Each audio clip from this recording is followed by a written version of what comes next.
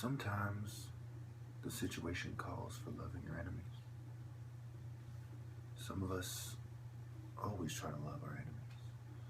So I'm giving this message to all people to be warned not to be like my enemies. Because guiltiness rests on the conscience of my enemies. Let us not forget the most important saying that Bob Marley said. One of the most important. Guiltiness rests on their conscience. I wouldn't want to have 65 million preventable deaths a year on my conscience. I wouldn't want to have 1,800 preventable deaths, in 15 minutes on my conscience, 800 plus. So, this video is about solutions.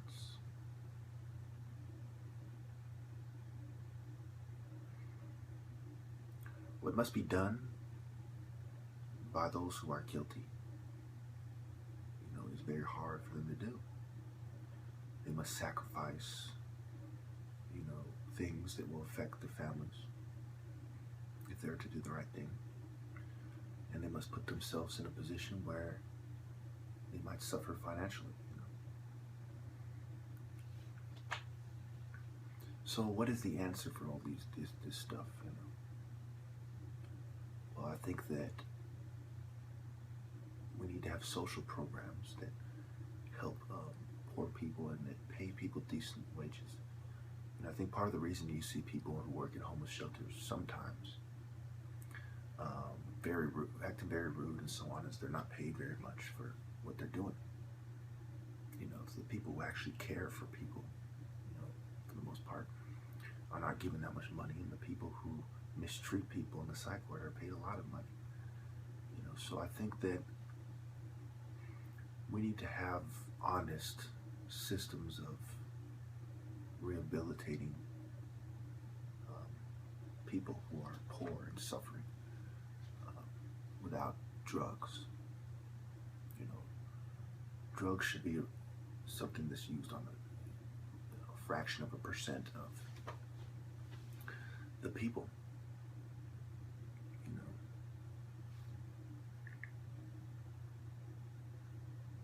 The people who are, seeking mental health treatment.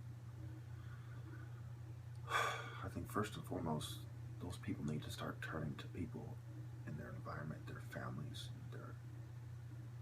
the priests, and what have you. There's a lot more people in your environment, a lot more of a support system out there than people want to, admit to themselves, and they don't take advantage of it. Such as, there's martial artists, although a lot of them are in secret societies. Some of these people still help people out as far as giving them words of encouragement and advice and what have you. So there's a lot of things out there. There's coaches that care about the players, and there's a lot of different things out there for people to do and to take advantage of it.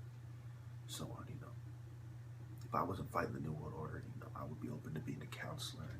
It's ironic, that my first girlfriend, she said that computer science wasn't for me, that she thinks that I should have been a counselor, And you could argue that I took it the wrong way. This is the same person who said that she was 10 steps ahead of every guy that she ever dated, And I'm thinking, you're saying that to me, And I personally, from my cultural perspective, from, what I believe is right, and I think that my perspective is superior when I compare it to others using different scales. But anyway, I think that a transcendent hero is much, ahead of a weather lady or anyone else on TV, for the most part, at least, for the vast majority of people on TV with consistent entertainment jobs. But, I guess some people don't think that people like Martin Luther King are more important than, the weatherman or something. But I guess I'll leave that up for you to decide. It's not as important as my key points in this video. And I say that with all, there's honestly nothing really evil in my heart. I'm just being honest. There's no vengeance in my heart at this point. I was offended when I first heard that. But right now I'm just trying to, I'm not even trying, I'm getting to the bottom of things, okay? So, when she said I should be a counselor, why do you think they said that? I mean, this person hadn't seen me or talked to me for a long time. And they said, you should be a counselor. Well, I think part of it was that she knows that I used to be a gangster and I used to push the line, and well, so I was cut off, okay? Some of you might ask, well, why do you compare yourself to the weather lady? And I've done it maybe once or twice before. Well, you gotta realize that she is affiliated with secret societies. Somebody who was helping the gang stalkers, someone I've known a long time, tried to bring her into my life several times. The gang stalkers tried to inject her into my life, the psychological warfare unit and groups. So that's why. And she exemplifies what the secret societies believe. I know what the secret societies believe from research, from talking to their members, and from hearing them say flat out. Sometimes when they try to impress it upon me, they try to use forums and platforms where, they think I might listen to it, and not be skeptical when I'm listening to it. So this interview with Alan Watts, when someone I know who was a female in the secret society, who is the daughter of 3 32nd degree Freemasons, the granddaughter, rather, she said that they value, and she was talking about Masonry, and she used a Masonic, I forgot the word, it's a certain word for a word they use, I forgot, not an acronym, it's something else, but she used a Masonic word for the name. The radio host Alan Watt called it out, and she said, well, they value intellect over superstition, and then she said that she called the God of the Bible cruel and evil and sadistic, that he allowed this to happen to his son so that he could feel that this, that, or the other thing. And so, that was her expression of it. And when you couple it with the weather lady, who obviously works with people in secret societies, heavily influenced by it, and almost certainly in one herself, she said she values accomplishment over people who are religious. So those two things, basically, no matter how you slice it, it's the same. They're putting it in categories. To them, intellect equates to or is synonymous with accomplishment, that you have to be smart to get money in this society where everyone's trying to get money. Okay, you can see why they come to that conclusion. It's very misleading. If I have a network of people helping me out, do I really have to be smart to get money? If I, am some spoiled brat that can't do anything right, that inherits money from my parents, do I have to be smart to have money in this society? Not really. You have to be good at cheating. You have to be ruthless. You have to be indifferent. You have to have qualities that are inferior, inferior qualities in living organisms and human beings, especially. And so in the other category, where it's synonymous in their minds, is religion, religious people, and superstition, or superstitious people. Okay? Oh, absolutely, guiltiness rests on their conscience. Here's Bob Marley getting all this money, all this fame. Was he saying, I'm smart, and that's why everyone who has money? No. You see, the people who are down to earth, the people who are realistic, the people who are fair and balanced, they say, well, this money doesn't necessarily speak well of you. Just look at the Bible. James, what was it? James, I think it was James 5. Yeah, James 5, 1 through 7. Okay? Talk about, and there's other scriptures. I'll put them in the comments. Okay? It doesn't necessarily speak well of you. It's easier for, a fat person to get to the eye of a needle, or a camel, or, different versions, than for a rich man to get into heaven. So getting money isn't necessarily a good thing. And I go over this time and time again. And females always go back to money. They say, well, you live with your parents, or, you're just mad because you're not getting money. You're not a player in the game. And they go back to it and back to it. And that is their logic. Social norms. Social norms are evil in a system run by evil people. And on my wall, evil people are in control. Haven't you noticed? So what do you think the social norms reflect? Righteousness, dignity, compassion, empathy. No, it reflects evilness, selfishness, indifference, what have you. And guiltiness. The more rich, the more famous you are, almost certainly means that you're guilty. So yes, these people are wrong about what they're doing. And why they're doing it is very straightforward.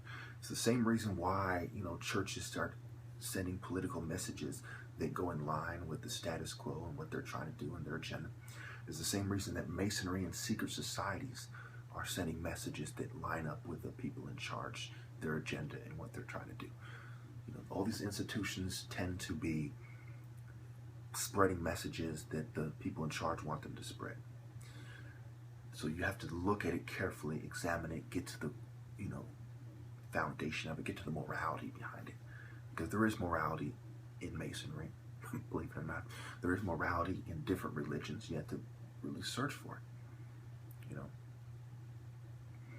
So what these people have done is it's like they've taken buckets full of dirt and silver, dirt and gold, and so on, and they've sorted out all the gold, put it to the side, and said, this dirt is so wonderful, and this dirt is so wonderful, and they're missing the jewels in the wisdom, metaphorically speaking, not materialistically speaking, metaphorically speaking.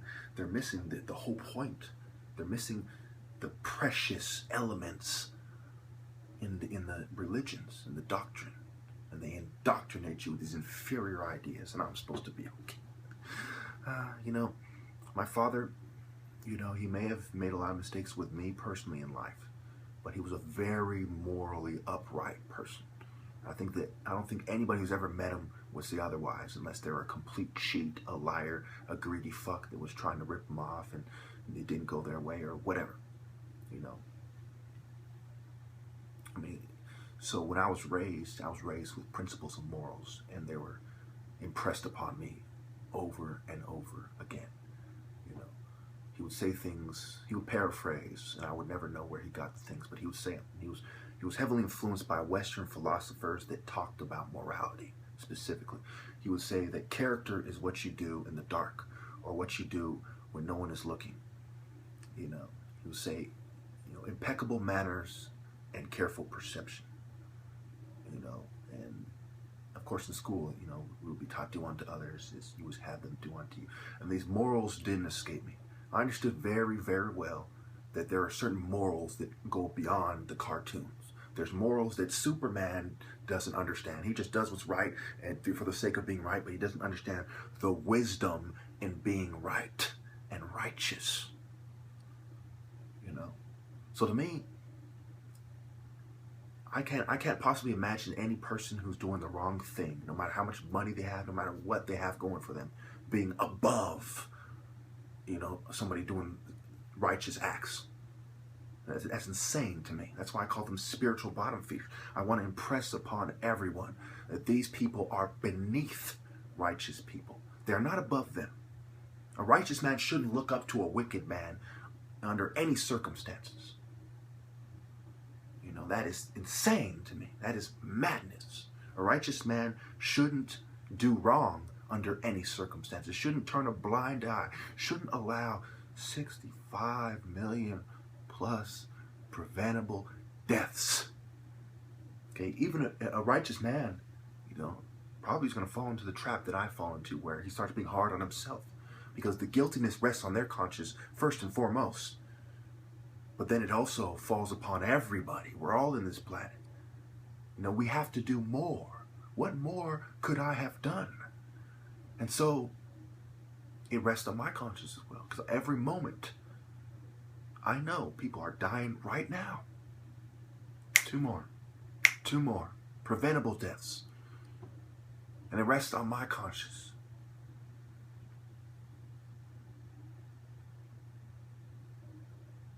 As well. But they are the fucking scum. Make no mistake.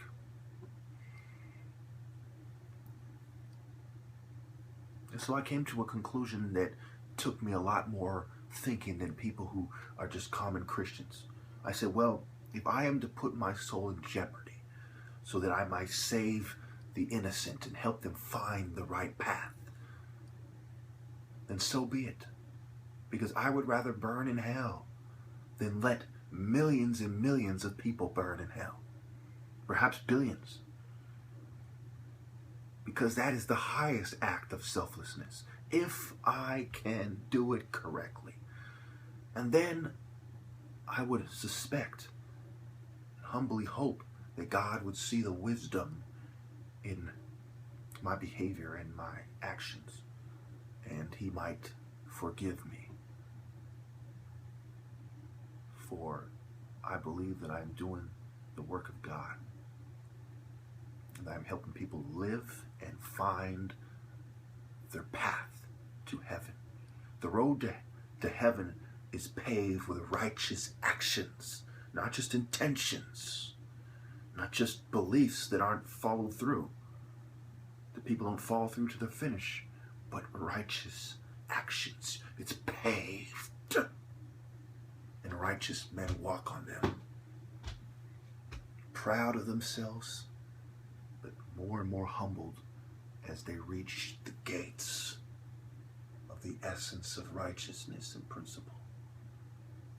And they feel so little as they humbly ask, Lord, may I enter?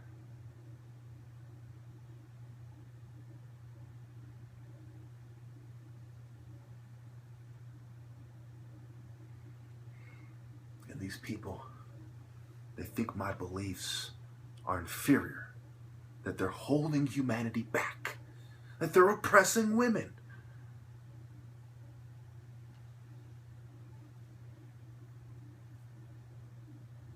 Now, you people are oppressing women. Was not the Virgin Mary the symbol of love and purity? Was not Isis the symbol of a loyal wife who wept and mourned for her husband? She couldn't let him go. She said, this is the only man for me. And so she tried to piece him together. And in a way, he was reborn in the same manner that I explored in the Shaka Zulu video, in the same manner that I explored in the book Fighting for Honor.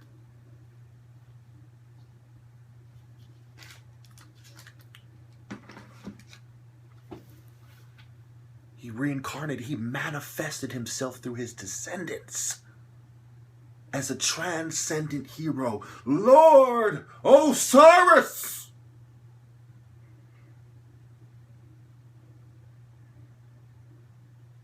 And I'm not a cultist.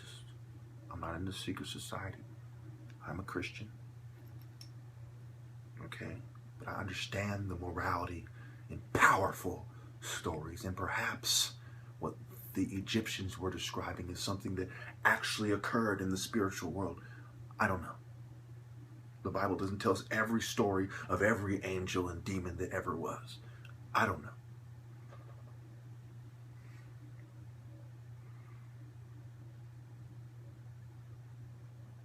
He was Osiris.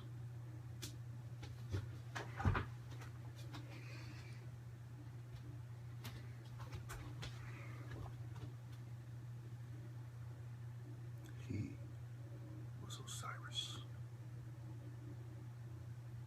Now, the reason I got this height isn't because I am trying to downplay him. It's the best depiction of Osiris I could find. I didn't like the one that was the size of this figure. I like this one, the gold, and he's black. He's pitch black. He was Osiris.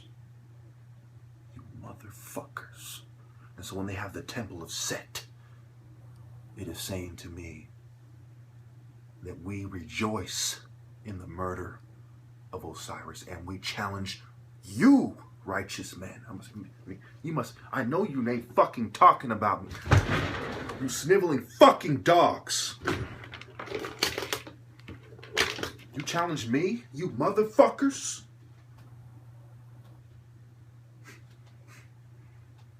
Anyway.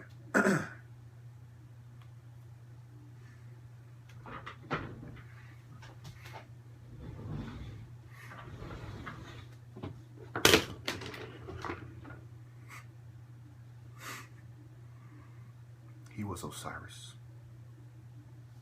And it was unacceptable to kill him.